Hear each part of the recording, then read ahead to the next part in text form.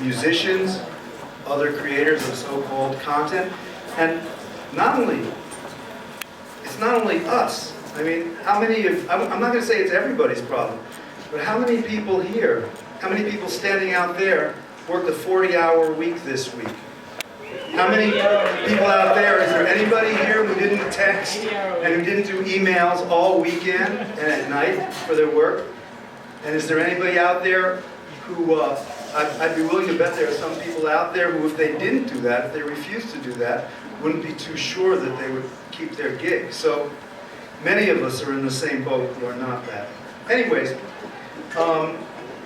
yeah, this isn't, this is not only a problem of middle-level artists, but when people try to talk about the injustices that are going on, someone always says, look, you're just a bunch of whiny rock stars. So I'd like to say, okay, I want to address that issue for a second, and I will get to Wendy.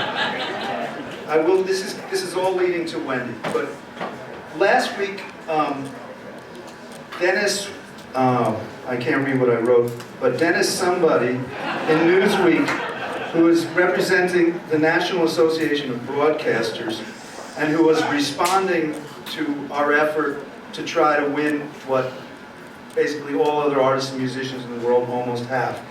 And he said the promotional value of radio is so important that people don't need to get paid.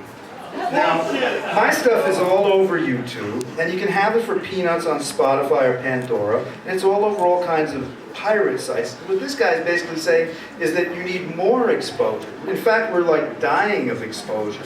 We don't need exposure, we need to get paid.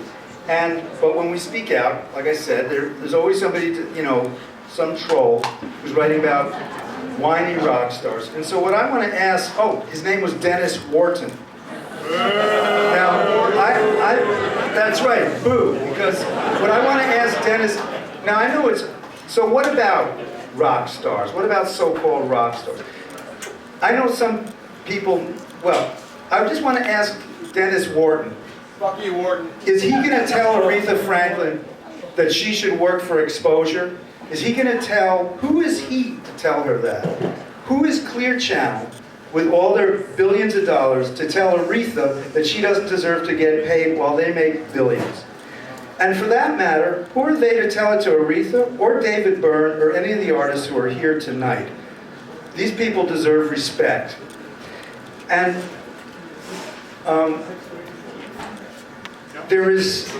but the hardest part of this problem, in fact, falls on young, artistically inventive, cutting-edge, or minority artists. That's the truth of the matter. I mean, this was supposed to be the digital revolution was supposed to be a wonderful thing for those in my community of experimental music and jazz and all kinds of musics that were not really covered in the commercial mainstream.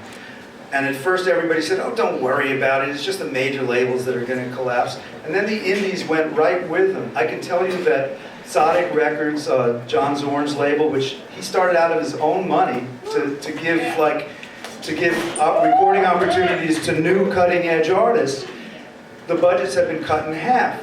None such, the budgets for beginning artists have been cut in quarter. And that, I don't know, people don't know what that means. Those budgets are what people use to pay for recording. They don't make money usually off that. So it means a lot of people simply can't do it, and a lot of music doesn't get made.